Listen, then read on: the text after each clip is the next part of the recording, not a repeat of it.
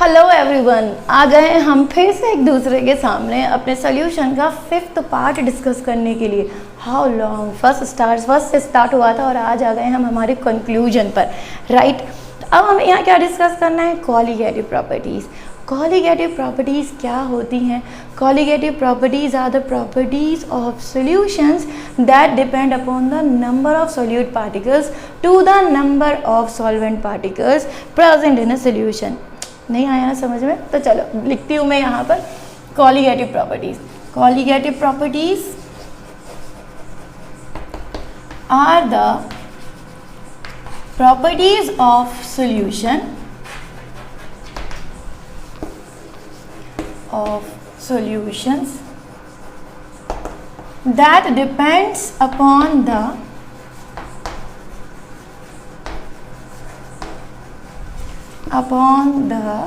number of, ये मैंने short में लिख दिया, number of solute particles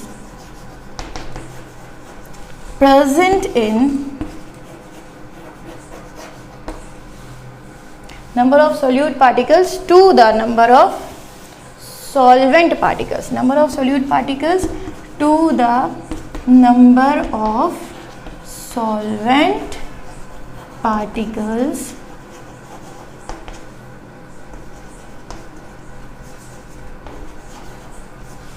present in a solution। ठीक है, और स्पेसिफिक नोट डाउन हमें करना है, not on the nature of the solution, not on the nature of the solution. ठीक है, so what are colligative properties? Colligative properties किसी भी सॉल्यूशन की वो प्रॉपर्टी होती है जो कि डिपेंड करती है उस सॉल्यूशन में मिले हुए solute पर, not on the number of solvent. It depends upon the number of solute particles mixed with the number of solvent present in a solution and it does not depend upon the nature of the solution। इसका मतलब क्या हुआ? एक छोटा सा example ले लो, जैसे कि मेरी क्लासरूम चल रही है, मेरा क्लासरूम है, यहाँ मेरी क्लास चल रही है और यहाँ पे चेयर्स हैं काफ़ी सारी, ठीक है ना। सो चेयर्स को मैंने बोल दिया ये मेरे सॉल्वेंट हैं, ठीक। और चेयर भी कैसी हैं? चेयर बढ़िया खुशबूदार वेपर्स निकालती हुई बहुत अच्छी वाली चेयर हैं जिनमें से अच्छी सी खुशबू आ रही है, ठीक। वेपर्स बन रहे हैं, कुछ चीज़ है जहाँ उसके वेपर्स बन रहे हैं। अब क्या हुआ, जैसे ही बच्चों ने आना शुरू किया वो सारे बच्चे क्या करेंगे? सीट ऑक्यूपाई कर लेंगे, एक एक चेयर पे जाकर बैठ जाएंगे, ठीक है ना। उन बच्चों के बैठने की वजह से क्या होगा? जो वेपर्स मेरी सीट से निकल रहे थे बहुत सारे, वो ना डिक्रीज़ हो जाएंगे। इसका मतलब क्या हुआ कि जब क्लास खाली थी, जब उसमें सिर्फ सॉल्वेंट था, जब उसमें सिर्फ चेयर थी तो बहुत सारे वेपर्स थे, लेकिन जैसे ही उसमें बच्चों ने आना शुरू किया, जैसे ही बच्चे आके बैठ गए तो उन्होंने क्या किया? जब सीट ऑक्यूपाई की तो वेपर्स जो हैं वो डिक्रीज़ हो गए। समझ में आया? ठीक है। सो यहाँ पर यही होगा कि जब भी किसी सॉल्वेंट में सोल्यूट को मिलाया जाएगा तो सॉल्वेंट के वेपर प्रेशर पहले बहुत ज़्यादा थे, सोल्यूट के मिलने के बाद वो वेपर प्रेशर हो जाएंगे डिक्रीज़। ये हम ऑलरेडी डिस्कस कर चुके हैं, मैंने राउट्स लॉ आपको पढ़ाया था इससे पहले वाले लेक्चर में, जो था लेक्चर 4, उसके अंदर हमने इसी के बारे में डिस्कस किया था कि जो हमारे प्योर सॉल्वेंट के वेपर प्रेशर होते हैं ना, that is always greater than the partial vapour pressure of the solvent. ठीक है, अब चलो, सो कॉलीगेटिव प्रॉपर्टी तो मुझे समझ में आ गई कि भाई क्या हुआ कि कॉलीगेटिव प्रॉपर्टी में वो प्रॉपर्टी होती है जो कि डिपेंड करती है number of solute particles to the number of solvent particles present in a solution. ठीक है, सोल्यूट पार्टिकल्स के नंबर की वजह से क्या क्या चेंजेस होते हैं और कौन कौन से कॉलीगेटिव प्रॉपर्टीज़ हो सकती हैं वो हम डिस्कस करने वाले हैं। ठीक है, तो सबसे पहले हम डिस्कस करते हैं relative lowering of vapour pressure. First one, ठीक, पहली कॉलीगेटिव प्रॉपर्टी का नाम है relative lowering of vapour pressure. Relative lowering of vapour pressure. ठीक है, रिलेटिव लॉवरिंग, रिलेटिव मतलब किसी से रिलेशन में आने के बाद, किसी के साथ में जुड़ने के बाद, किसी के साथ हो जाने के बाद वेपर्स में कितना डिक्रीज हुआ है, वेपर कितने डिक्रीज हो गए, ये हमें पता करना है। ठीक है, लॉवरिंग मतलब डिक्रीज हो जाना। सो अभी यहाँ देखो एग्जाम्पल, बस इसमें यही रहता है, सारे में यही चीज़ें कंटेनर बनाते रहो। ये हो गया मेरा सॉल्वेंट, ठीक है, जिसको मैं बोलूँगी pure solvent. Okay, pure solvent एक सरफेस फिनोमेना के थ्रू मैंने आपको बताया था कि ये जो वेपर प्रेशर बनते हैं, वेपर का बन जाना एक सरफेस फिनोमेना होता है। ठीक है ना। सो यहाँ पे जितने भी मॉलिक्यूल सरफेस पे प्रेजेंट हैं वो सारे के सारे वेपर्स में कन्वर्ट हो रहे हैं और एक प्रेशर एक्सर्ट कर रहे हैं, जिसको मैं बोल रही हूँ P0A। P0A is a vapour pressure of pure solvent. ठीक है, अब ऐसे यहाँ पर मैंने एक ले लिया है सॉल्यूट। अब सॉल्यूट के नेचर से मुझे कोई लेना देना नहीं है, सॉल्यूट के नंबर से लेना देना है। ठीक है, सॉल्यूट मैंने लिया जो कि ये मैंने बना दिया पिंक कलर का। अब देखो कितने नंबर बनाए मैंने, 5। ठीक, अब इसको मैंने क्या किया, सॉल्यूट और सॉल्वेंट को मिला दिया और मिलाने के बाद यहाँ मैंने तैयार किया अपना एक सॉल्यूशन। तो पहले देखो प्योर सॉल्वेंट के पूरे मॉलिक्यूल सरफेस के ऊपर थे। अब जैसे ही मैंने सॉल्यूट मिलाया तो सॉल्यूट के 3 मॉलिक्यूल्स तो ऊपर आ गए और बाकी के 2 मॉलिक्यूल्स नीचे हैं। अब इन मॉलिक्यूल ने क्या किया, इन्होंने क्या किया कि जो एरिया, जो सरफेस पूरा प्योर सॉल्वेंट ने लिया हुआ था उसकी जगह पर आ गए हैं सॉल्यूट। समझ में आया। अब यहाँ जो प्रेशर बन रहा था इन सब की वजह से यहाँ सॉल्वेंट का प्रेशर जो है वो डिक्रीज हो गया। जब इसका प्रेशर डिक्रीज हुआ तो इसको हम बोलेंगे पार्शियल प्रेशर ऑफ ए।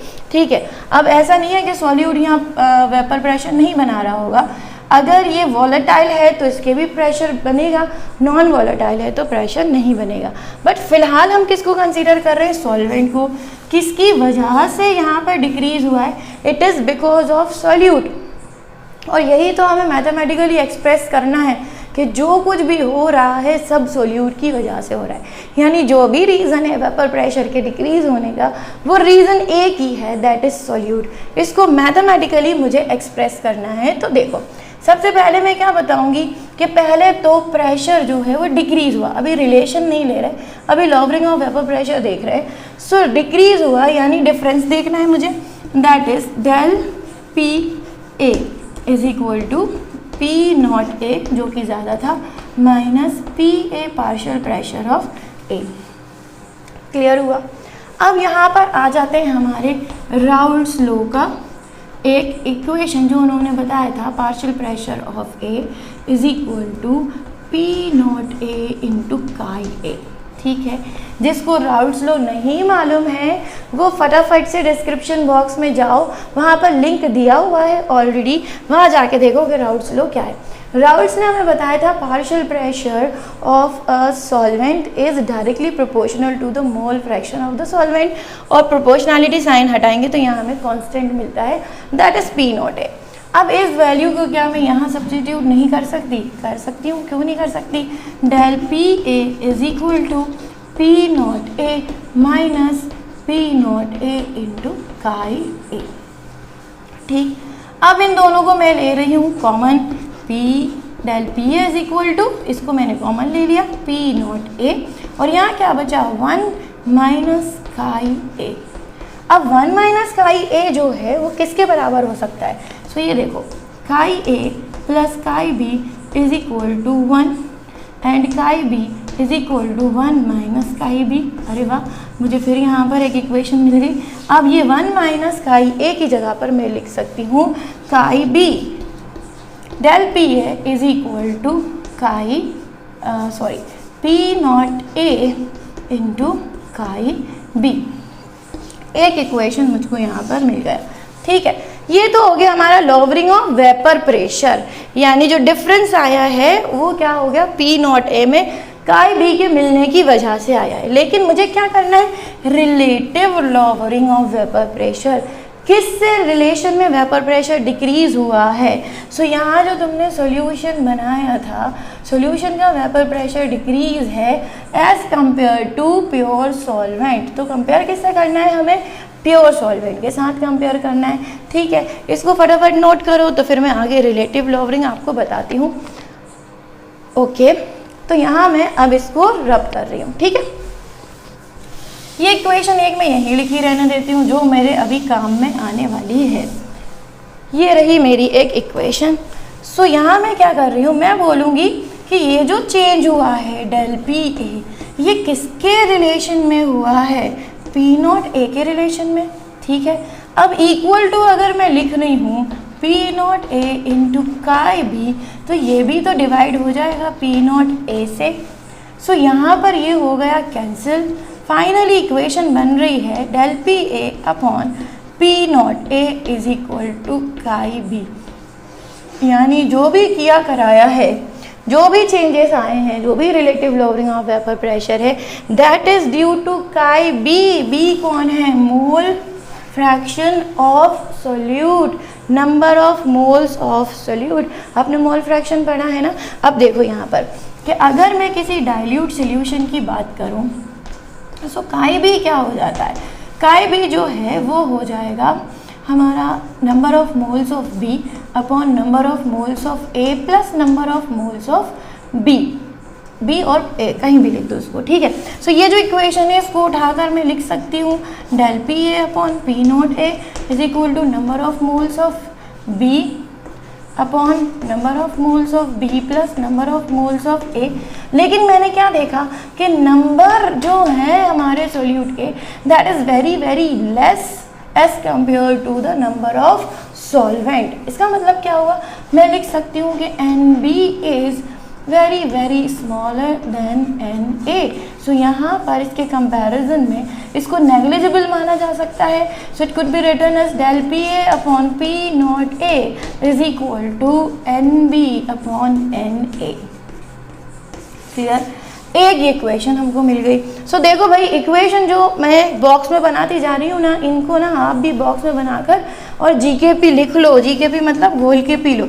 ये सारे न्यूमेरिकल में कहीं ना कहीं आपको काम आ ही जाते हैं, क्योंकि ये इतना आसान सी चीज़ें हैं। बस क्या होता है कि हमें टाइम पर याद नहीं आती कि क्या हो रहा है। सो अगर आपको मोल फ्रैक्शन रिलेटिव लॉवरिंग निकालने के लिए दिया तो आपको डायरेक्ट इक्वेशन याद है, लेकिन अगर उसमें काई भी डायरेक्ट नहीं दिया, नंबर ऑफ मोल्स दिए हैं, तो आप यहाँ पहुँच जाओगे, ठीक है।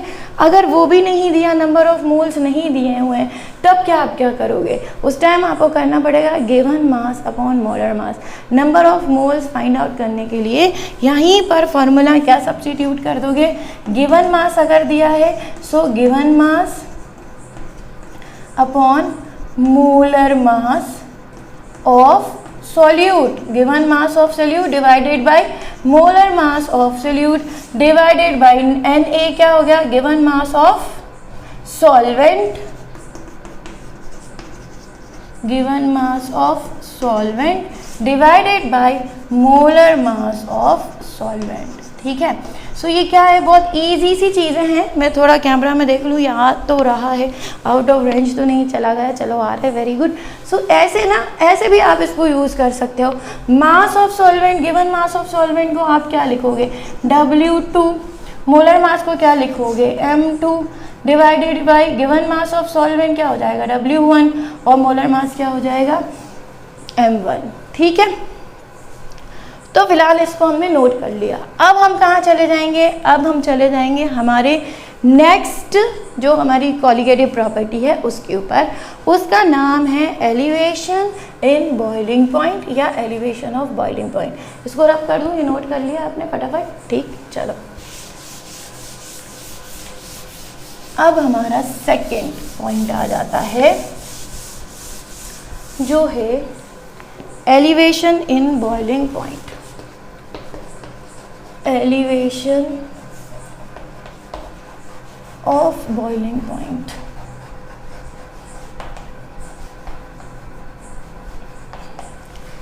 एलिवेशन ऑफ बॉइलिंग पॉइंट, देखो तुम्हें मालूम है बॉइलिंग पॉइंट क्या होता है, सबसे पहले ये बताओ, बीपी बॉइलिंग पॉइंट क्या होता है।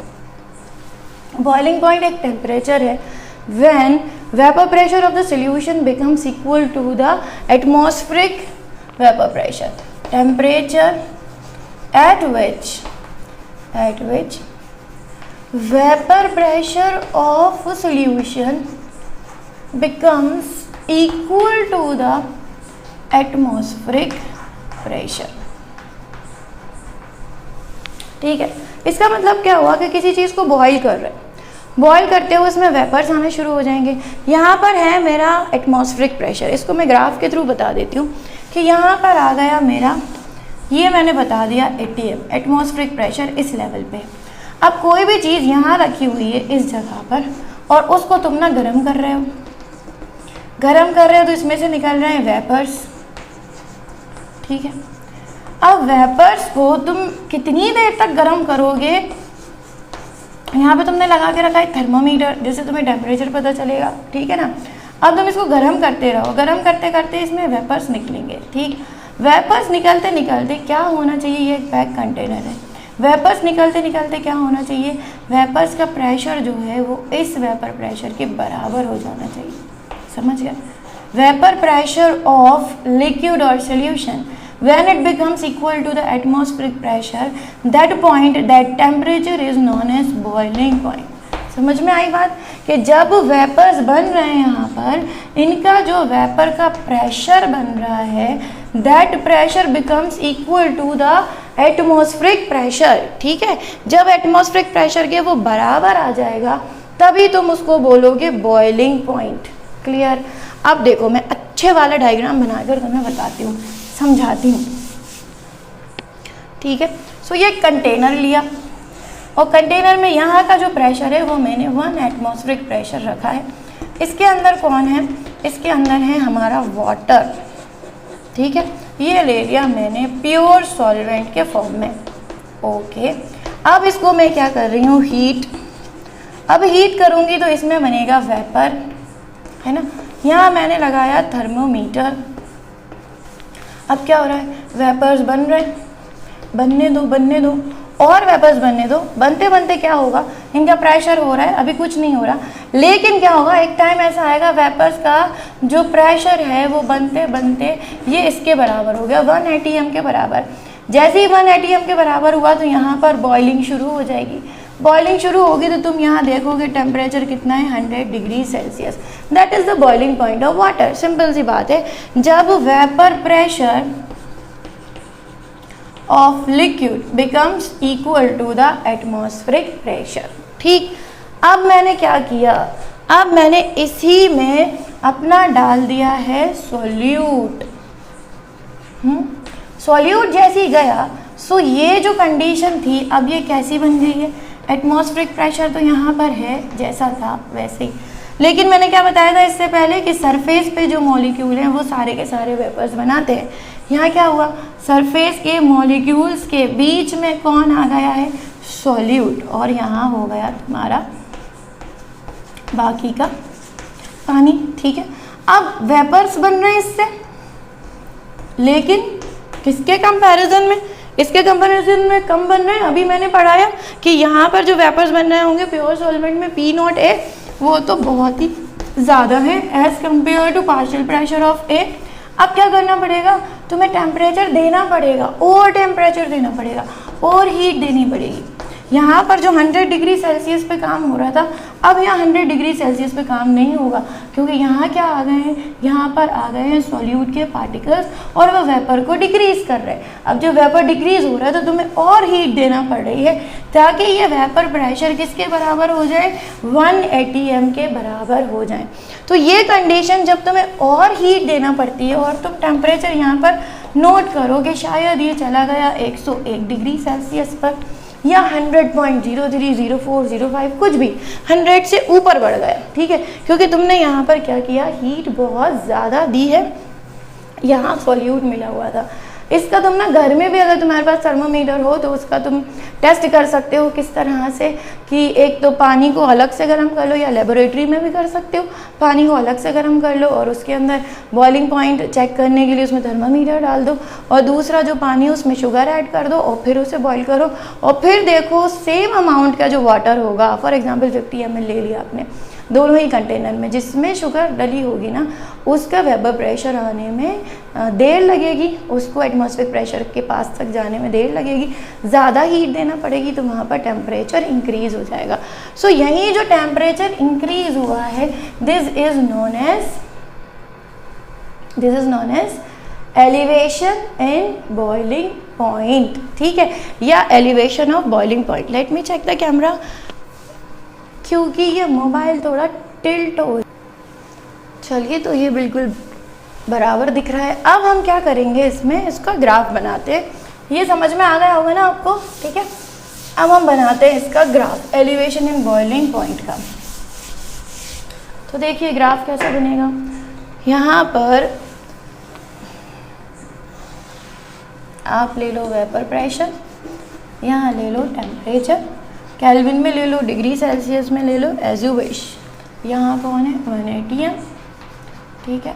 अब हम क्या देख रहे हैं, बॉइलिंग पॉइंट ऑफ, एक जगह लिख रही हूँ मैं सोल्यूट और दूसरी जगह लिख रही हूँ मैं बॉइलिंग पॉइंट ऑफ सोल्यूट नहीं solvent, boiling point of solvent and boiling point of solution, ठीक है। अब यहाँ क्या हुआ कि एक बार जो टेम्परेचर था वो यहाँ था, क्योंकि प्योर का था तो दिस इज T0B, क्योंकि ये क्या है, टेम्परेचर है, बॉइलिंग पॉइंट है, तो इसको हम किस चीज़ से डिफाइन कर रहे हैं, T0B से, ठीक है। अगला जो टेम्परेचर सोल्यूशन में जाने के बाद हमें मिला that is partial boiling point, तो इट इज़ TB।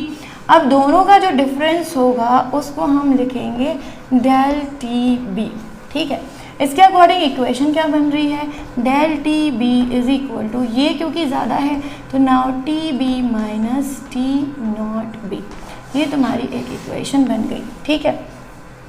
अब इसी चीज़ को मैथमेटिकली एक्सपेरिमेंट के बेसिस पे जब देखा गया था, सो क्या पाया गया कि डेल्टा TB जो है that is directly proportional to small m। अब स्मॉल m यहाँ पर क्या होता है, स्मॉल m होता है molality. So what is molality, molality का एक फॉर्मूला आपको मालूम होगा, मोलैलिटी में मैंने बहुत अच्छे से पढ़ाई हुई है, नहीं मालूम है तो डिस्क्रिप्शन बॉक्स में इसका भी लिंक है, वहाँ जाके चेक करो मोलैलिटी क्या होती है। फ़िलहाल मैं इसकी डेफिनेशन बताती हूँ।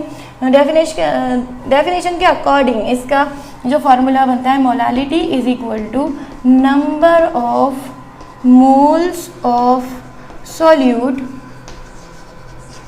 divided by number of moles of solute divided by mass of solvent in kg, ठीक है। अब आपको मालूम है कि number of moles of solute, अगर हमें नहीं मालूम है नंबर ऑफ मोल्स जिसको रिप्रेजेंट करते हैं NB से, अगर ये हमें नहीं मालूम है तो हमें क्या करना पड़ेगा, अगर गिवन मास दिया है या मोलर मास दिए हुए हैं, सो आप क्या करोगे, गिवन मास हो जाएगा W2 upon given mass upon molar mass, so molar mass is M2। 2 क्यों लिया, क्योंकि सोल्यूट को आप सेकंड नंबर पे दे रहे हो और सॉल्वेंट को देते हो नंबर 1। सो ये हो गया W2 upon M2 divided by mass of the solvent in kg। So mass of the solvent क्या हो गया M1, और अगर ये kg में नहीं है तो इट इज़ डिवाइडेड बाय 1000, ठीक है। मोलालिटी का कनेक्शन देखो, मोलालिटी क्या है, number of moles of solute divided by mass of the solvent in kg। Number of moles of solute is represented by NB। NB अगर डायरेक्ट नहीं दिया हुआ है तो it is given mass upon molar mass, मैं यहाँ लिख लेती हूँ given and molar, given mass of the solute W2 divided by molar mass of the solute M2, then again it is divided by mass of the solvent M1. If it is given in kg, well and good, if not then it is divided by 1000। अब ये सारी की सारी चीज़ें उठाकर अगर मैं इस इक्वेशन में रख देती हूँ तो क्या हो जाएगा, हमारा जो फॉर्मूला है वो हो रहा है यहाँ पर चेंज, ठीक है। चलिए तो फॉर्मूला किस तरह से चेंज होगा देखो, अब मैं इसको कर रही हूँ रब, ठीक है ना। ये जो मेरा है delta TB is directly proportional to small m, तो इसको मैं क्या करूँगी, प्रोपोर्शनैलिटी साइन हटाऊँगी।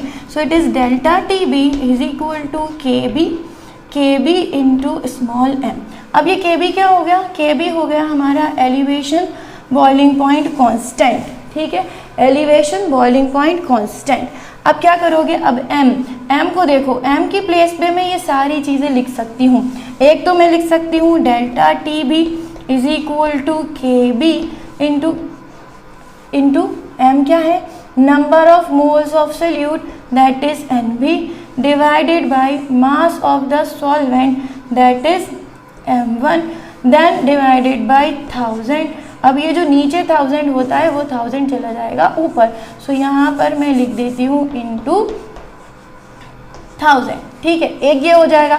दूसरा क्या हो जाएगा, अगर NB की ये वाली वैल्यूज मैंने यहाँ पे रख दी, so delta T B is equal to K B into यहाँ पे क्या हो जाएगा W2 इंटू 1000 डिवाइडेड बाई क्या हो जाएगा, divided by M2 into M1। सो ये बन गया तुम्हारा फार्मूला। ठीक है, सो ये क्या हो गया, कौन सा फार्मूला बन गया, ये फार्मूला बन गया है हमारा एलिवेशन ऑफ बॉइलिंग पॉइंट। समझ में आ गया? ठीक है, इसके बाद हम क्या स्टार्ट करेंगे, इसके बाद हमारा थर्ड जो हमारा है freezing point, depression of freezing point, वो हम डिस्कस करेंगे। इसको फटाफट आप नोट कर लो। चलें तो देखें, अरे ये मैंने क्या कर दिया, यहाँ मैंने मोलर मास लिख दिया, ये तो W1 होगा ना, मास ले रहे थे हम, W1, इसे सही कर लो भाई, दिस इज W1, नहीं तो अभी बोलोगे अरे टीचर आपने ये क्या पढ़ा दिया, इट इज़ W1 है ना। तो ये क्या हो रहा है, W2 upon M2 into W1 क्या था हमारा, मास ऑफ सॉल्वेंट। ठीक है, मोलर मास नहीं, मास ऑफ सॉल्वेंट हमें लेना था।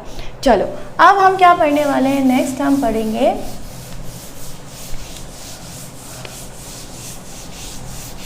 Depression of freezing point.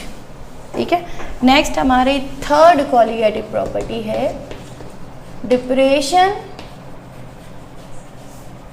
Of freezing point. ठीक है, अब डिप्रेशन ऑफ फ्रीजिंग पॉइंट बिल्कुल सेम है जैसे एलिवेशन ऑफ बॉइलिंग पॉइंट था। एलिवेशन में बढ़ गई चीज़ें, टेम्परेचर बढ़ाना पड़ गया, यहाँ पर क्या करना पड़ेगा, टेम्परेचर घटाना पड़ेगा, सीधी सी बात है। लेकिन सबसे पहले हम देखते हैं कि फ्रीजिंग पॉइंट क्या होता है। फ्रीजिंग पॉइंट एक मिनिमम टेम्परेचर है ना। क्या है वो टेम्परेचर, जबकि लिक्विड फेज के जो वेपर्स हैं, है ना, लिक्विड फेज में क्या बन रहे हैं, लिक्विड फेज के जो वेपर्स होंगे या vapour pressure of liquid phase, ऐसे लिखती हूँ, vapour pressure of liquid phase becomes equal to the vapor pressure of its solid phase। समझ गए? जब किसी भी लिक्विड के वेपर प्रेशर, है ना, वेपर प्रेशर किसके बराबर हो जाएंगे, उसी लिक्विड के सॉलिड फेज के वेपर प्रेशर के बराबर होंगे, तब जाके आपको क्या मिलेगा, तब जाकर आपको मिलेगा फ्रीजिंग पॉइंट। ठीक है, इसको कैसे समझते हैं कि जैसे कि फिर मैं यहाँ पर एक ग्राफ बना देती हूँ और यहाँ मैं बना रही हूँ vapour pressure of solid phase. ठीक है, vapour pressure of solid phase, ये मैंने टेम्परेचर का यहाँ पे साइन बना दिया। ठीक, अब मेरे पास कोई सॉल्वेंट था जिसके वेपर प्रेशर यहाँ चल रहे थे, ये क्या है, vapour pressure of liquid phase. अब मुझे क्या करना पड़ेगा, ये जो टेम्परेचर है इसको डिक्रीज करना पड़ेगा, टेम्परेचर को डाउन करना पड़ेगा। डाउन करते करते क्या होगा, वेपर प्रेशर एक इस टाइम यहाँ आएगा, फिर और डाउन करेंगे तो वेपर प्रेशर यहाँ आ जाएगा, और फाइनली वेपर प्रेशर जैसे ही सॉलिड फेज के वेपर प्रेशर के बराबर हुआ, सो यहाँ पे क्या हो जाएगी, जो भी हमारा लिक्विड है वो हो जाएगा फ्रीज। समझ में आ रहा है ना कि एक वेपर प्रेशर है जो कि मेंटेन है सॉलिड के लिए है, और एक वेपर प्रेशर काफ़ी ऊपर है जो कि लिक्विड का था। सो टेम्परेचर डाउन करते करते करते तुमने क्या किया, वेपर प्रेशर को बराबर लेकर आ गए सॉलिड फेज, और लिक्विड फेज के बराबर वेपर प्रेशर हो गया। सो जैसे ये बराबर हुआ तो अब क्या हो जाएगा, यहाँ पर अब क्या होगा, यहाँ हो जाएगा हमारा फ्रीज्ड जो भी लिक्विड है, और उसको हम बोलेंगे फ्रीजिंग पॉइंट। ठीक, लेकिन अब क्या कंडीशन हुई, अब मैं इसको रब कर दूँ, है ना, ये तो सिर्फ समझाने के लिए मैंने बनाया था। अब कंडीशन क्या हो रही है कि मैंने तो ऑलरेडी सॉल्यूशन लिया हुआ है, पहले मेरा सॉल्वेंट था जहाँ पर मेरा वेपर प्रेशर मैं बार बार लिख रही हूँ क्या है, P0A, लेकिन अब इसमें मैंने सॉल्यूट मिला दिया और बना लिया है यहाँ पर मैंने एक सॉल्यूशन, और इस सॉल्यूशन की वजह से क्या हो गया, जो प्रेशर है वो बन गया है पार्शियल प्रेशर। इसका मतलब क्या हुआ कि P0A जो है that is greater than PA, partial pressure of A।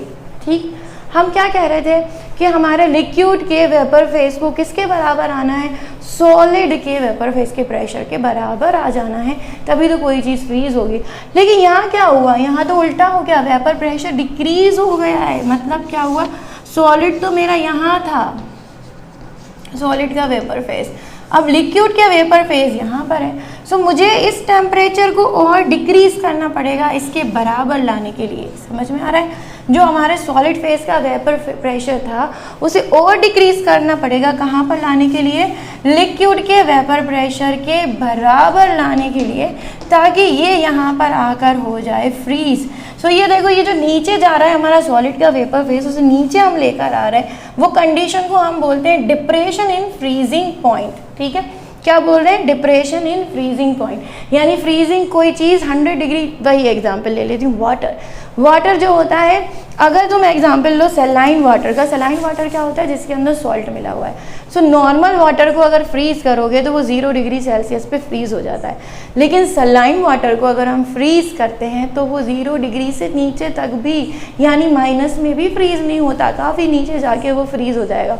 इसका एग्जाम्पल देखो, समुद्र के पानी में देख लो, कहीं भी जहाँ पर पानी में नमक मिला हुआ होता है वो पानी ना बहुत जल्दी से जमता नहीं है। तुमने देखा होगा 0 डिग्री सेल्सियस भी चल रहा होता है तो ऊपर ऊपर हल्की फुल्की बर्फ़ दिखाई दे रही है, लेकिन नीचे जो है वो पानी पूरा लिक्विड फेस में वो जमा नहीं है। सो वो क्यों नहीं जमता है, रीज़न यही है क्योंकि वो प्योर सॉल्वेंट नहीं है, उसमें सॉल्ट मिला हुआ है।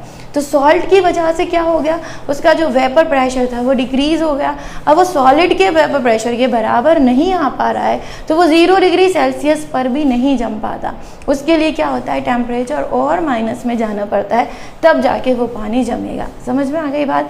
तो इसको हम बोलते हैं डिप्रेशन इन फ्रीजिंग पॉइंट। ठीक, अब इसकी भी इक्वेशन, मैथमेटिकल एक्सप्रेशन बिल्कुल सेम है जैसा कि हमने अभी एलिवेशन इन बॉइलिंग पॉइंट में देखा। तो देखो, इसको हम क्या बोलते हैं, डेल्टा TF, है ना, चेंज है। ये क्या हो जाएगा, दैट इज इक्वल टू, या तो ये बराबर होगा किसके, हमारा जो प्रेशर थे ना, पहले वाला जो था वो डेल्टा T0F माइनस TF रहेगा। ये हमारा हो गया प्योर सॉल्वेंट के लिए, एंड दिस इज फॉर, ये हो गया this is for solvent and this is for solution. तो सॉल्यूशन के लिए जो फ्रीजिंग पॉइंट आया था वो TF था, और सॉल्वेंट के लिए जो था that is T0F। Mathematical expression और एक्सपेरिमेंटली हमें क्या पता चला, it is directly proportional to M, right.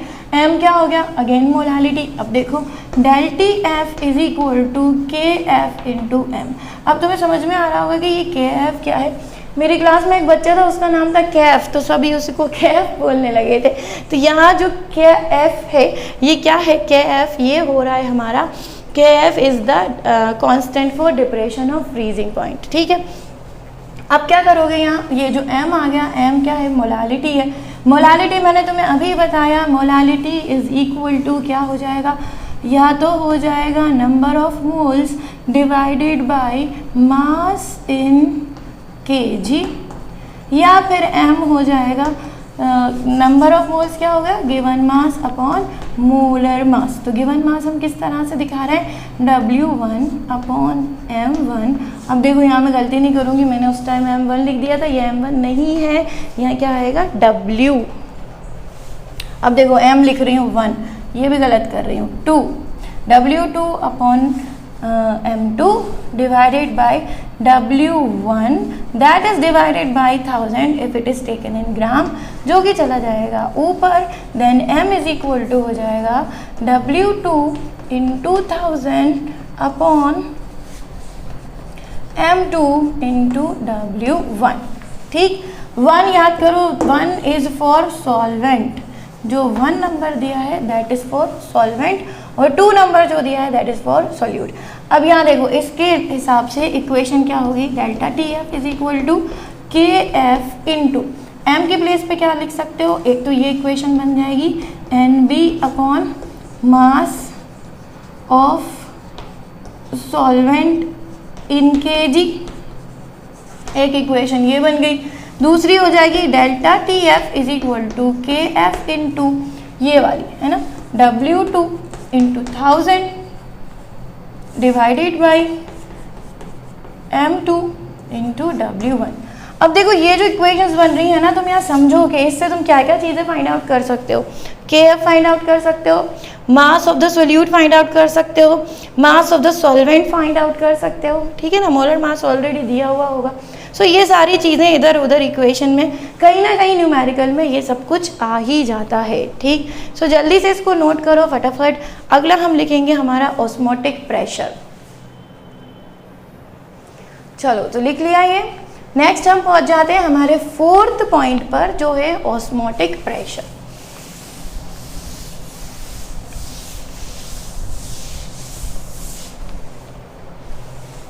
Fourth आ गया है ऑस्मोटिक प्रेशर। ऑस्मोटिक प्रेशर, ठीक है। अब ऑस्मोटिक प्रेशर जो कि पाई से डिनोट होता है, ये जानने से पहले हम जानेंगे ऑस्मोसिस, ठीक है। ऑस्मोसिस किससे रिलेटेड है, it is related with solvent. अभी तक सॉल्वेंट की ही वाहवाही चल रही थी, सॉल्वेंट को ही इम्पोर्टेंस दी जा रही थी। तो यहाँ भी ध्यान रखना, जो इम्पोर्टेंस दी जा रही है that is to solvent only, solute नहीं, ठीक है। तो हम क्या बोलते हैं, movement of solvent from higher concentration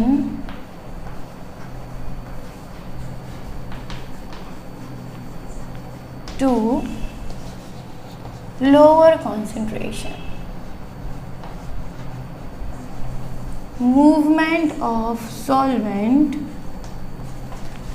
from higher concentration to lower concentration through a semi-permeable membrane. Through a semi-permeable membrane, ठीक है। क्या मतलब समझ में आ रहा है, सेमी परमिएबल मेम्ब्रेन। सेमी मतलब होता है यहाँ पर हाफ, परमिएबल मतलब परमिशन। तो किसको परमिशन दी है, जो आपका सोल्यूशन होगा उस सोल्यूशन में 2 चीज़ें हैं, सॉल्वेंट एंड सॉल्यूट, ठीक है। दोनों को मिला के एक सोल्यूशन बन रहा है। तो परमिशन सिर्फ इस हाफ को है, सॉल्वेंट को, सॉल्यूट को परमिशन नहीं है। सो इसको हम बोलते हैं सेमी परमिएबल मेम्ब्रेन। इस तरह से एक डायग्राम बना लेंगे, बीच में लगा देंगे सेमी परमिएबल मेम्ब्रेन, ठीक है। अब यहाँ पर मैं क्या कर रही हूँ, यहाँ भी मेरे पास सोल्यूशन है और यहाँ पर भी मेरे पास सोल्यूशन है। मैं क्या बोलती हूँ कि सोल्यूशन का जहाँ पर कॉन्सेंट्रेशन ज़्यादा होगा वहाँ से वो किधर पहुँच जाएगा, टूवर्ड्स लोअर कॉन्सेंट्रेशन। अब सोल्यूशन का कॉन्सेंट्रेशन किस जगह होगा ज़्यादा, जहाँ पर सॉल्यूट कम होगा, सीधी सी बात है। जहाँ सॉल्यूट कम होगा वहाँ पर कॉन्सेंट्रेशन ज़्यादा है, जहाँ पर सॉल्यूट ज़्यादा होगा वहाँ पर कॉन्सेंट्रेशन कम है। देखो यहाँ पर कि यहाँ मैंने सॉल्यूट पार्टिकल्स बनाना शुरू किए, ठीक है। इसको पूरा सॉल्यूट पार्टिकल से फिल कर दिया। इसमें सॉल्वेंट भी था लेकिन सॉल्यूट पार्टिकल ज़्यादा हैं। ये देखो अब यहाँ पर क्या हो रहा है, यहाँ क्या हुआ, डिफरेंस समझ में आ रहा है। दोनों ही सॉल्यूशन हैं लेकिन यहाँ क्या है, कॉन्सेंट्रेशन ऑफ सॉल्वेंट जो है वो कैसा है, हायर, ठीक है। और इधर क्या हो रहा है, concentration of solvent is lower, है ना, दोनों के कंपैरिजन में, ठीक, दोनों के कंपैरिजन में, क्योंकि नंबर ऑफ सोल्यूट जो है यहाँ पर वो कम है तो concentration of solvent is more. यहाँ पर number of solute is more so concentration of solvent is less, ठीक है। दूसरे टर्म्स में बुक में ऐसा भी दिया हुआ है कि ये जो है ये concentration C1 is greater than concentration C2। ये किसके बेसिस पे दिया है, it is on the basis of solute. ध्यान रखना कि जो कॉन्सेंट्रेशन टर्म अगर उल्टे दिए हैं तो ये ध्यान रखना कि क्यों दिए हैं, सोल्यूट के बेसिस पे, क्योंकि ज़्यादातर कॉन्सेंट्रेशन टर्म्स हम उसी तरह लेते हैं, जैसे कि चीनी मिली हुई है, मीठा है कोई चीज़, कम मीठा है, ज़्यादा मीठा है, और ज़्यादा मीठा है, वो किसकी वजह से हो रहा है, ड्यू टू सॉल्यूट। हमारा सॉल्वेंट तो उतना ही था, सॉल्युबिलिटी मैंने पढ़ाया था, आपको याद है, ठीक है। सेम उसी तरीके से यहाँ पर भी concentration of solute is more, लेकिन concentration of solute is more but concentration of solvent is lower. Here what happened, concentration of solute is less but the concentration of solvent is higher। अब definition देखो, definition के according क्या हो रहा है, movement of solvent from higher concentration to the lower concentration. So movement किसका होगा, यहाँ जो सॉल्वेंट है ये यहाँ से इस तरफ मूव करने लगेगा, ठीक है। क्यों मूव करने लगेगा, क्योंकि ये कैसा हुआ है, ये हुआ है तुम्हारा हायर कॉन्सेंट्रेशन से लोअर कॉन्सेंट्रेशन की तरफ, ठीक। अब एक एग्जाम्पल ले लो इसका, रेजिन्स देखें, किशमिश, बादाम, हाँ, चना, ये सारी चीज़ें जब पानी में डालते हो तो फूल जाते हैं, क्यों, क्या हो गया, क्योंकि किशमिश, बादाम, चना, ग्राम, ये सब क्या थे, इनमें पहले कॉन्सेंट्रेशन ऑफ वाटर कम था, तुमने पानी में डाला, सो आसपास पानी बहुत ज़्यादा था, सो ये क्या हुआ, ये मूव कर गए from higher concentration to lower concentration, तो उनके सेल्स में चले गए, तो वो स्वेलअप हो गए, ठीक। एक एग्जाम्पल ये हो गया। दूसरा एग्जाम्पल देखो क्या होगा, करेला, कड़वा करेला, बिटर गार्ड, ठीक है, वो हमने रखा हुआ है, हमारी मम्मी क्या करती है, उसके ऊपर बहुत सारा नमक लगा के रख देती है। अब आप देखो पुराने के ज़माने के लोगों को अगर पूछोगे ना कि ऑस्मोसिस क्या है, उन्हें ये नहीं मालूम, लेकिन उसका यूज़ वो बहुत ही खूबी से करते हैं। यहाँ पर देखो क्या हुआ, करेला जो था उसके ऊपर नमक लगा दिया, इसका मतलब क्या हुआ कि बाहर पानी कम है, वहाँ नमक ज़्यादा है, राइट, वहाँ पे कौन ज़्यादा है, वहाँ पर सोल्यूट ज़्यादा है, और करेले के अंदर क्या है, करेले के अंदर पानी ज़्यादा है, तो बाहर की तरफ क्योंकि पानी कम है तो करेले के जो सेल्स होते हैं उनमें से पानी बाहर निकल आता है। तो आपने देखा होगा कि करेले को नमक लगा के रखते हो, थोड़ी देर बाद वो पानी बाहर निकल आया, क्यों बाहर निकल आया, क्योंकि बाहर जो कॉन्सेंट्रेशन था पानी का वो कम था, सो हायर कॉन्सेंट्रेशन करेले के अंदर था, तो वहाँ से वो बाहर निकल आया, तो उस चीज़ को भी हम बोलेंगे ऑस्मोसिस, ठीक है। अब एक चीज़ जिसमें बच्चे होते हैं कंफ्यूज, वो है osmosis and diffusion, right. Osmosis का डायग्राम तो तुम्हें समझ में आ ही रहा है यहाँ पर। अब मैं तुम्हें यहाँ पर बता देती हूँ डिफ्यूजन क्या होगा, सेम डायग्राम के साथ हम डिस्कस करेंगे डिफ्यूजन को। यहाँ मैंने बना दिया तुम्हारा एक डायग्राम, जिसके अंदर मैंने जिस तरह से यहाँ लिए थे उसी तरीके से मैं इधर भी ले रही हूँ।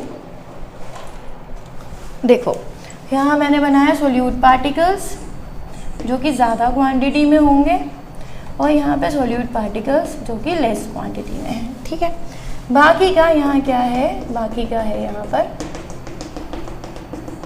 हमारा सॉल्वेंट, ठीक। यहाँ क्या हो रहा है, this is osmosis and this is diffusion. So diffusion में फ़र्क देखो, ऑस्मोसिस तो समझ में आ गया, from higher concentration to lower concentration. यहाँ क्या है, यहाँ दोनों, यहाँ सेमी परमेबल का कोई काम नहीं है। यहाँ पर क्या होगा, जिस तरफ सोल्यूट कम है वहाँ सोल्यूट मूव करने लगेगा, समझ में आया, और जिस तरफ हमारा सॉल्वेंट कम है वहाँ पर सॉल्वेंट मूव करने लगेगा।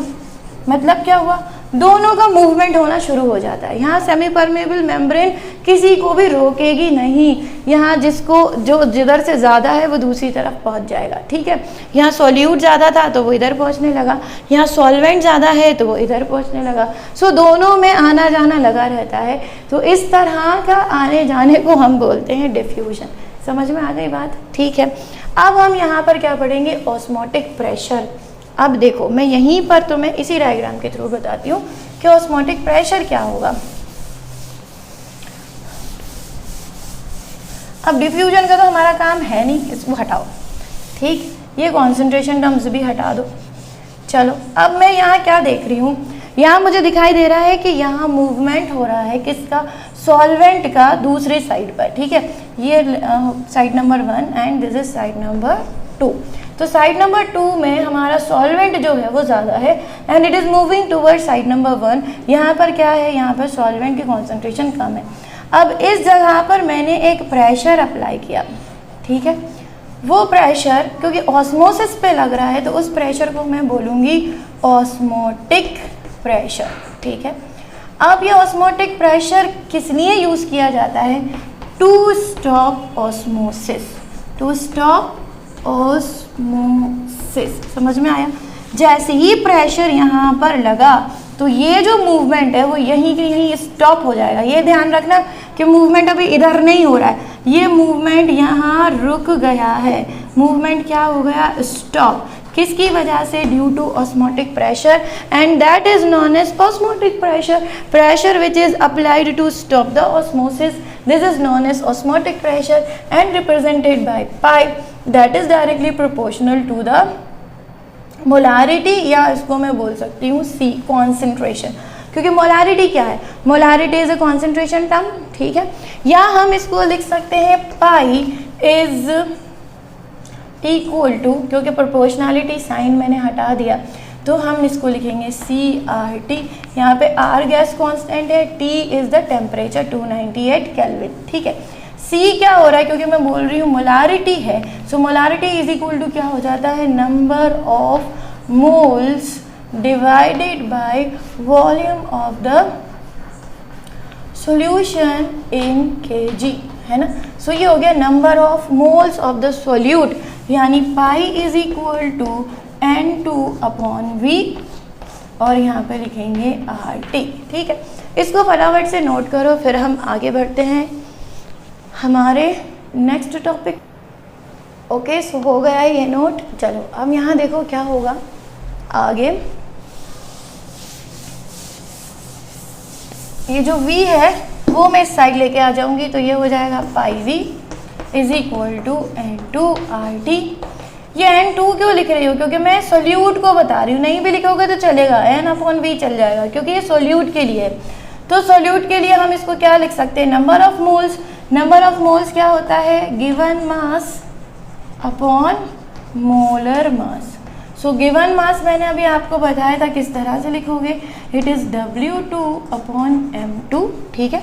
सो यहाँ हम लिखेंगे pi V is equal to W2/M2 into R into T, ठीक है। ये फॉर्मूला नोट कर लो। यहाँ पर अगर तुम्हें कभी मोलर मास फाइंड आउट करना पड़ता है या मास फाइंड आउट करना पड़ता है तो इसको इस तरफ लेकर चले जाते हो, ठीक है ना। तो ये हो गया तुम्हारा ऑस्मोटिक प्रेशर। अब इसी से रिलेटेड हम एक और टॉपिक पढ़ने वाले हैं जो है हमारा रिवर्स ऑस्मोसिस। सो रिवर्स ऑस्मोसिस देखो क्या होगा, इसको नोट कर लिया आपने? फटाफट नोट कर लो। अब हम देख रहे हैं रिवर्स ऑस्मोसिस, ठीक। रिवर्स ऑस्मोसिस हमारे घरों में काफ़ी यूज़ होता है, जिसको हम बोलते हैं RO, रिवर्स ऑस्मोसिस।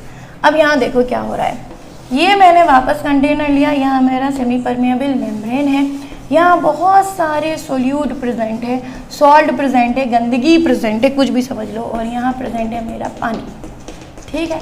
और इधर भी प्योर सॉल्वेंट प्रेजेंट है, यहाँ कोई सोल्यूट मिल्यूट नहीं है। ये क्या है? ये हो गया तुम्हारा प्योर सॉल्वेंट। अब होना क्या चाहिए कि जो मूवमेंट है वो प्योर सॉल्वेंट से इस तरफ होना चाहिए, क्योंकि कॉन्सेंट्रेशन ऑफ सॉल्वेंट यहाँ पर ज़्यादा है। लेकिन यहाँ पर क्या किया मैंने? प्रेशर अप्लाई कर दिया, और प्रेशर इतना अप्लाई किया है। अब ये सिर्फ स्टॉप करने के लिए नहीं है, स्टॉप तक तो ऑस्मोटिक प्रेशर था, लेकिन अब मैं प्रेशर इंक्रीज कर रही हूँ, और इतना इंक्रीज करूँगी कि ये चीज़ ना उल्टी होने लगे, रिवर्स चलने लगे। यानी यहाँ का जो मेरा सॉल्वेंट था वो यहाँ से जो हायर कॉन्सेंट्रेशन ऑफ सोल्यूट था वहाँ से उल्टे तरफ जाने लगे। अब देखो यहाँ क्या हो जाएगा, इधर क्या हो जाएगा कि यहाँ पर तुम्हारा सिर्फ बचेगा सोल्यूट पार्टिकल, ठीक है।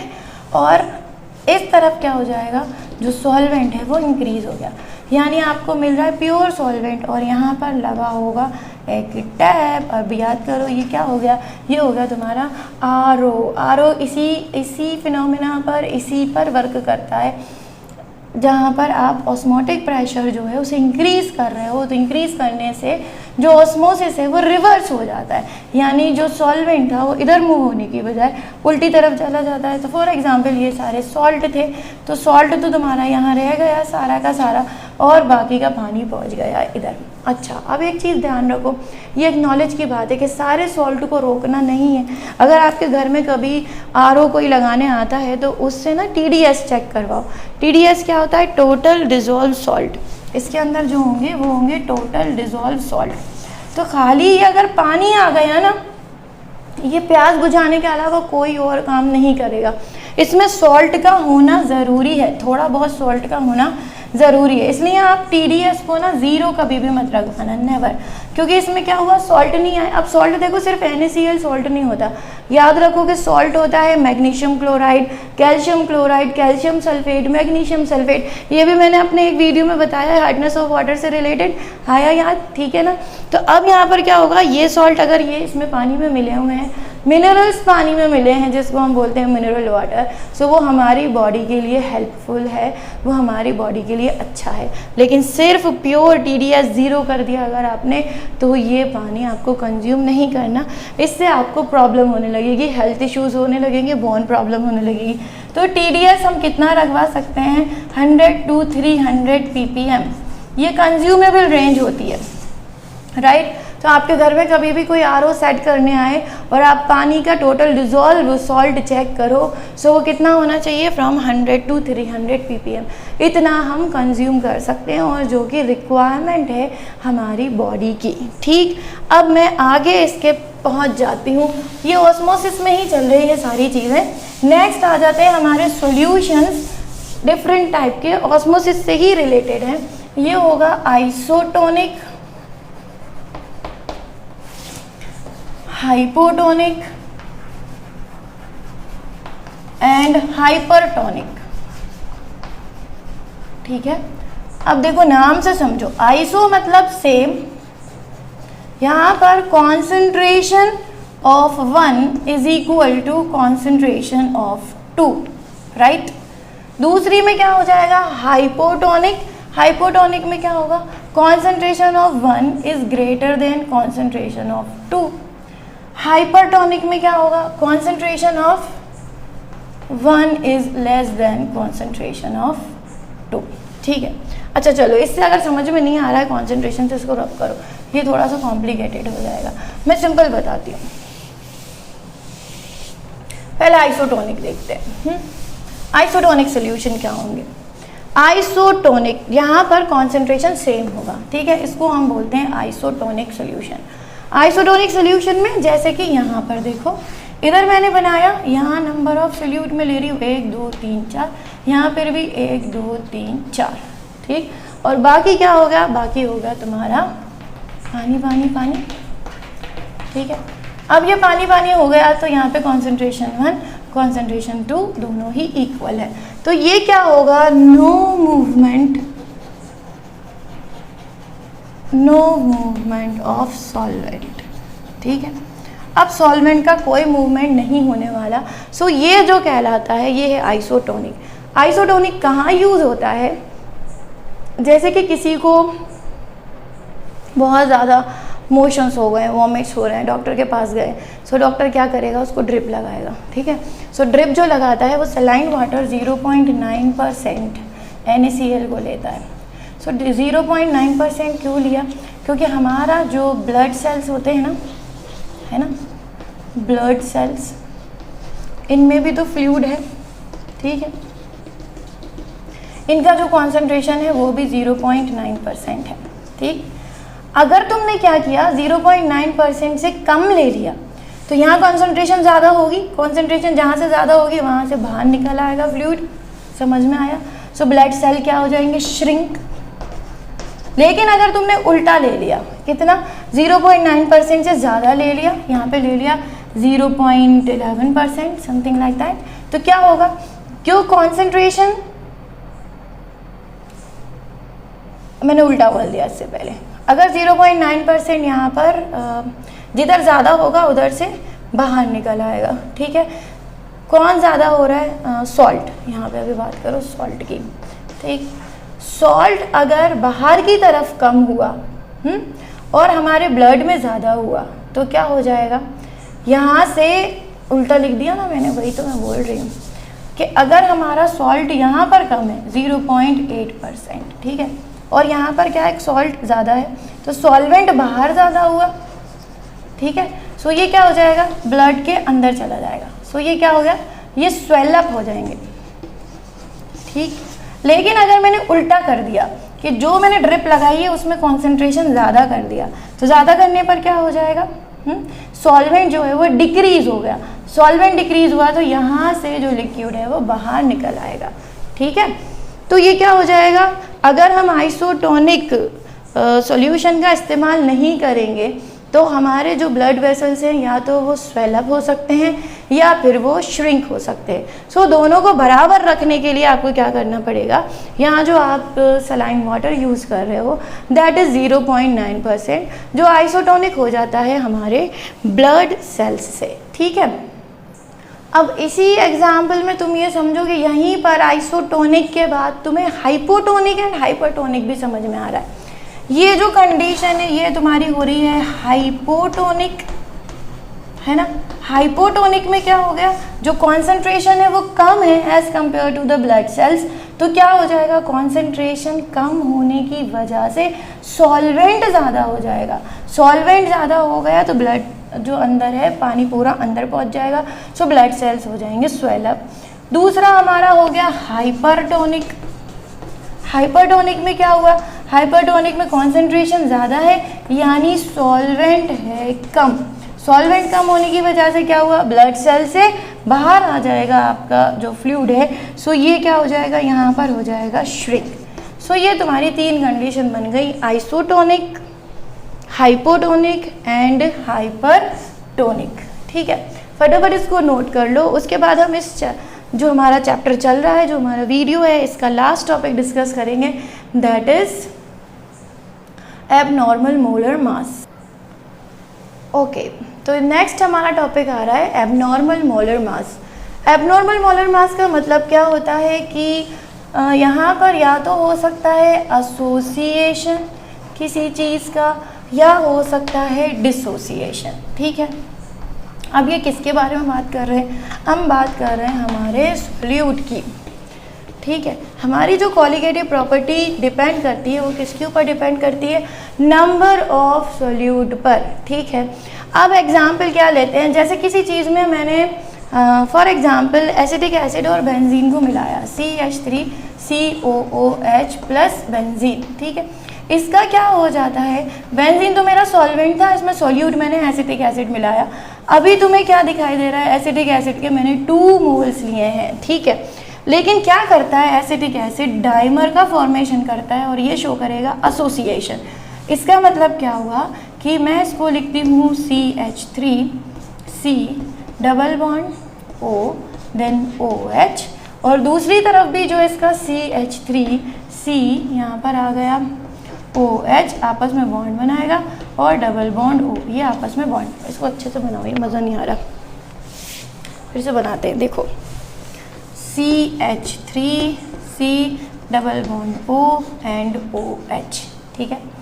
तो ये हाइड्रोजन बॉन्ड बनाएगा, H यहाँ पे बन गई हाइड्रोजन बॉन्ड, ठीक। इसके पास है O, देन आया C, then double bond O, फिर यहाँ पे बॉन्ड बन गई और यह आ गया CH3। तो मैं क्या बोल रही हूँ, colligative property is depend upon number of solute. अब तुमने तो एक्सपेक्ट किया था कि तुमने 2 मोल्स यहाँ पर ऐड किए हैं, लेकिन जब ये डाइमर बन गया तो नंबर ऑफ मोल्स तो एक ही हो गया, ठीक है ना, एक हो गया। तो कॉलिगेटिव प्रॉपर्टी में यहाँ पर चेंज आ जाएगी। सो एबनॉर्मल मोलर मास की वजह से कॉलिगेटिव प्रॉपर्टी जो है वो चेंज हो जाती है, ठीक है। डिसोसिएशन में देखो 1 मोल NaCl लिया है, लेकिन पानी में जाकर ये Na पॉजिटिव और Cl नेगेटिव में अलग अलग हो गया, यानी ये 2 में कन्वर्ट हो गया।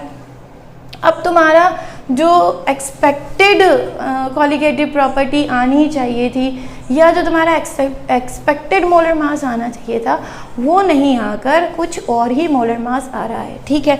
अब इसको मैं किस तरह से लिख दूँ, normal molar mass upon abnormal molar mass, ठीक है। तो इसको ना वेंट हॉफ थे एक साइंटिस्ट, उन्होंने इसको बताया था और आई से डिफाइन किया था, ठीक है। तो इन्होंने बोला observed molar mass upon abnormal molar mass. ठीक है, एक तो ये बोल दिया इन्होंने। दूसरा कॉलीगेटिव प्रॉपर्टी के हिसाब से, सो कॉलीगेटिव प्रॉपर्टी में जो आपका ऑब्टेन्ड कॉलीगेटिव प्रॉपर्टी है that is divided by calculated colligative property. तो इस तरह से तुम आई की वैल्यू निकाल सकते हो। ठीक है, लेकिन अब ये काम कैसे करेगी हमारी रिलेटिव लॉवरिंग और कॉलीगेटिव प्रॉपर्टी में? देखो आई की फैक्टर किस तरह से वर्क करती है। मैं relative lowering of vapour pressure लिख रही हूँ। Relative lowering of vapour pressure हमारा क्या निकला था? Del P upon del P not A is equal to chi B.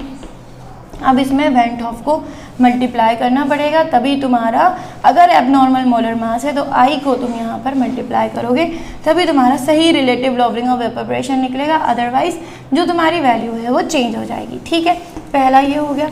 दूसरा क्या था हमारा? दूसरा था एलिवेशन इन बॉइलिंग पॉइंट, जिसको हमने क्या लिखा था? Delta T B is equal to K B into M, और एम की वैल्यू हमने सारी निकाली थी। यहाँ पे भी आई को मल्टीप्लाई करना पड़ेगा। थर्ड हमारे पास क्या था? Delta T F depression in freezing point is equal to K F into M, यहाँ पर भी आई मल्टीप्लाई हो जाएगा। देन फोर्थ हमारे पास क्या था? फोर्थ था हमारा osmotic pressure that is pi is equal to, यहाँ पर आ रहा था N upon V R T, यहाँ पर भी तुम्हें आई से इसको मल्टीप्लाई करना पड़ेगा। ठीक है, सो ये वेंट ऑफ फैक्टर बहुत बहुत इंपॉर्टेंट है, क्योंकि जब कॉलीगेटिव प्रॉपर्टीज़ को आप लिखते हो तो वेंट ऑफ फैक्टर की वजह से यहाँ पर हमारी जो एक्सपेक्टेड कॉलीगेटिव प्रॉपर्टी है वो नहीं मिलती है। ठीक है, तो इसी के साथ हमारा यह चैप्टर हो गया है ख़त्म। आई होप आपको बहुत अच्छे से समझ में आया होगा। आप मुझसे क्वेरीज कर सकते हैं, आप पूछ सकते हैं, अपने क्वेश्चंस पूछ सकते हैं, और फटाफट लिंक पर जाइए। इतने सारे डिस्क्रिप्शन बॉक्स में अलग अलग जो भी मैंने चैप्टर्स में पढ़ा दिया है वो सारे लिंक्स दिए हुए हैं, उनको जाकर आप अपने टॉपिक को रिवाइज कीजिए, ब्रशअप कीजिए और अच्छे से पढ़ाई कीजिए। Thank you so much.